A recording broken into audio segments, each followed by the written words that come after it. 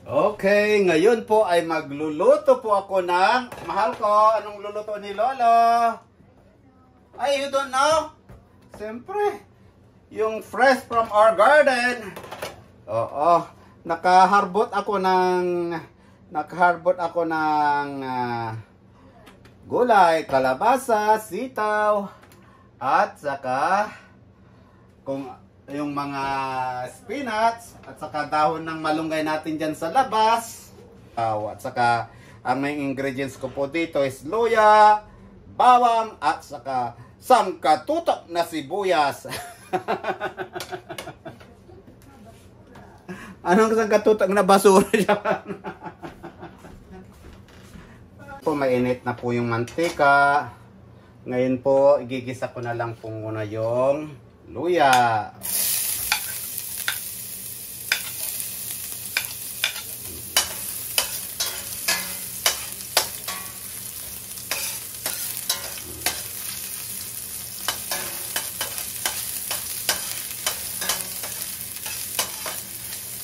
Ganun lang kasimpleng-simple lang. Luya and then bawang at saka sibuyas sabay-sabay na yan.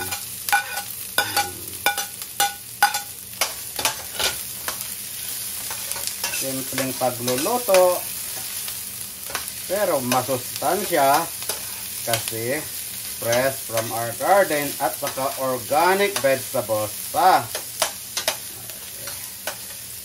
Generous ako sa luya kasi ang luya kasi ito ayan gandang spices pangpanghang ng kaunti saka magiging soothen yung lalamunan.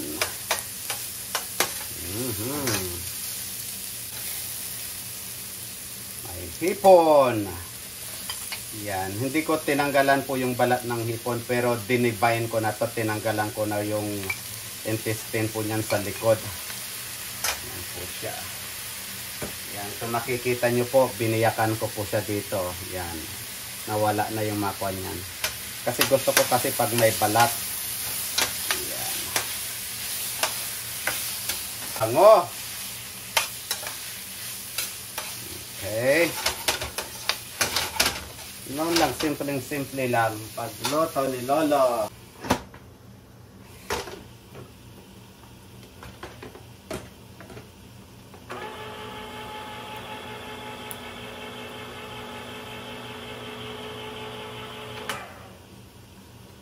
Yan.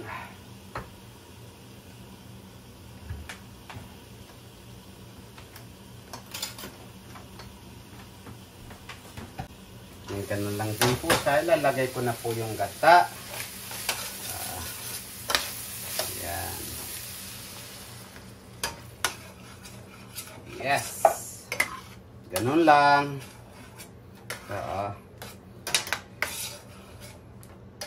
Wala ka kasi kami yung kinakayod na gata po dito. Kaya nagbili na lang po ako ng gata sa Asian. Oo, na dilata. Pero at least itong dilata na gata is organic din po to. Yan, ganun lang po. Simpleng pagluluto. Ito po yung cream, coconut cream. Ito po yung malapot. Ito po yung ilalagay ko po mamaya. Yan. Bango.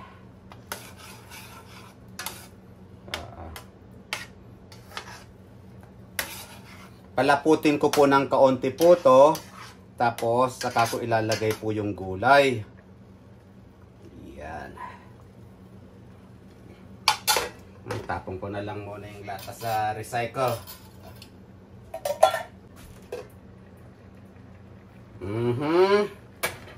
Ayan po. Medyo malapot-lapot na.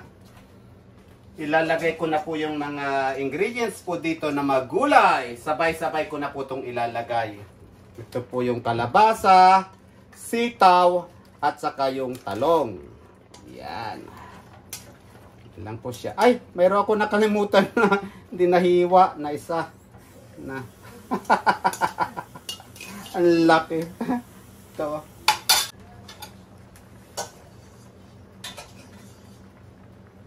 Yan.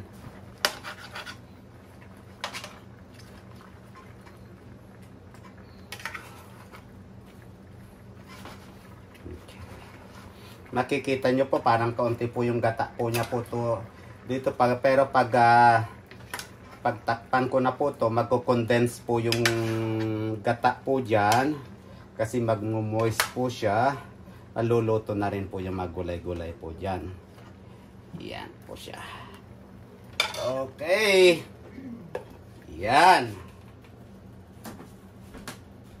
Kasimpleng-simpleng pagluluto. Pero ang asawa ko, ang paborito niyang biko na ginawa ko. Kahapon ko lang to binake ito. Nakalahati na kaagad si Lola. Ha? Huwag masyadong matamis, okay?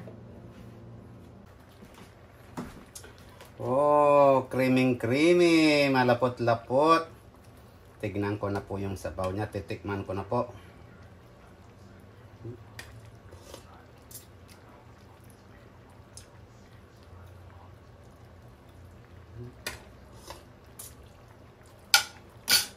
Kaunting patis pa.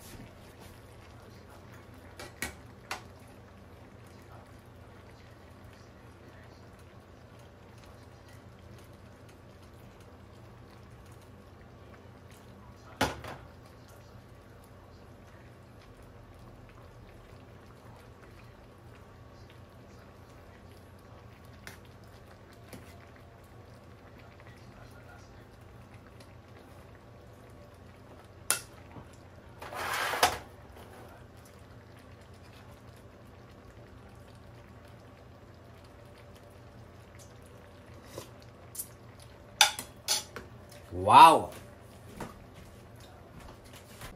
Yung ngayon na medyo naluluto na po yung magulay, lalagyan ko na lang po siya ng patis. This is my favorite patis. Yes. Kaunti lang para hindi masyadong maalat.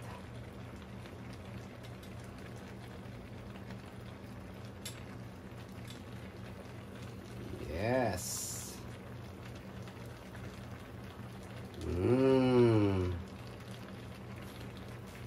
Kagandahan dito sa patis na ito, hindi siya mabantot. Yung mga ibang patis mabantot, pero ito hindi.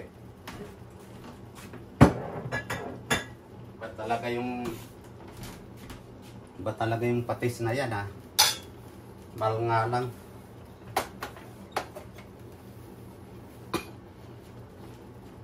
Yan din yung ginagamit ko sa kimchi mal. And then, after that one, tikman ko muna siya yung sauce niya, konti niya.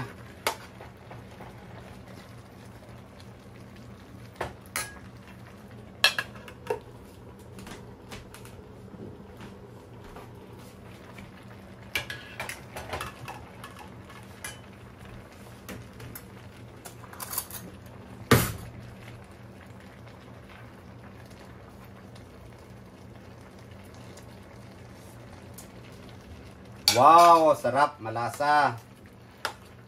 Nalalasahan ko yung luya. Okay. And then after that one, I'm gonna just only put Knorr cubes para medyo mas umami yung lasa. Okay. Just only one. Only one. Okay. Kasi mayroon na siyang patis. Set. Simpleng pagluluto. Yan. See?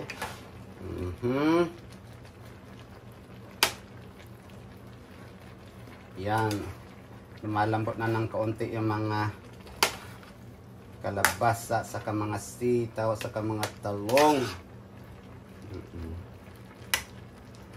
And then after that one, pag medyo lumambot na ng kaunti, at saka ko ilalagay po yung bulaklak ng kalabasa at saka yung sinasabi po nila dito po, yung itinanim ko nung bumili ako ng binhi, yung tinatawag po nila na amaras. Pero ang tawag po sa atin sa Pilipinas, it's parang kulitis. Yan. At saka namitas ako po ng dahon po ng aking malunggay.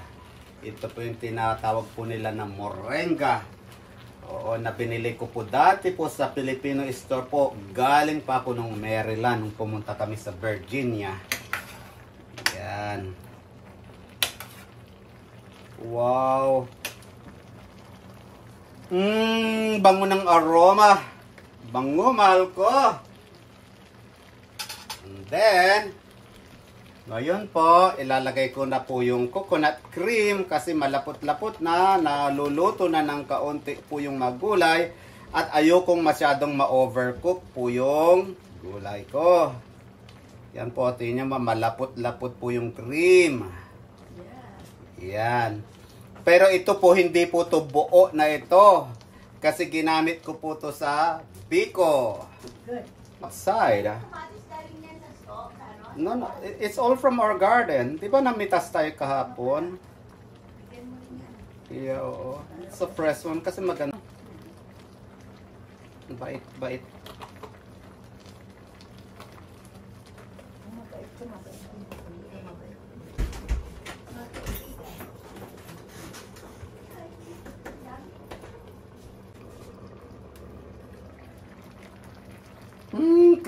Creamy, mahal ko.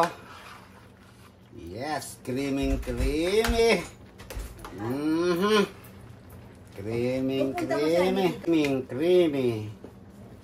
Yan.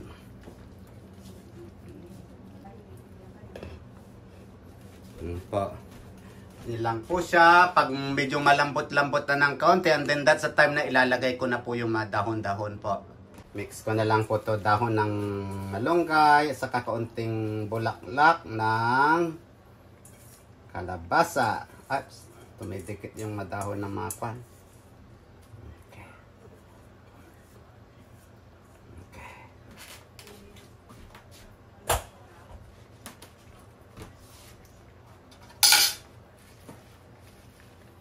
Ganda mga kulay. May green, may orange, may purple kasi sa talong. Yan.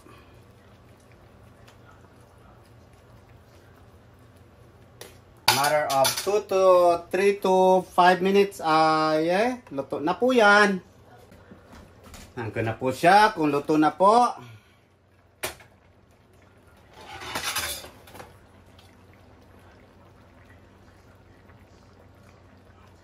Sitaw.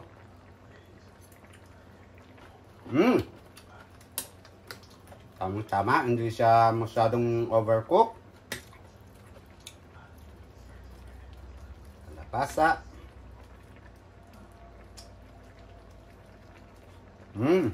Oh, eh.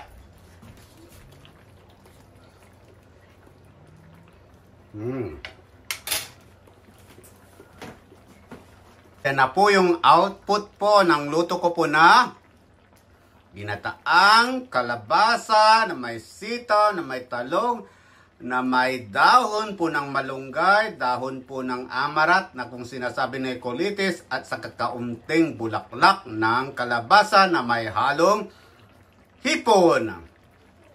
Maraming salamat and have a wonderful day!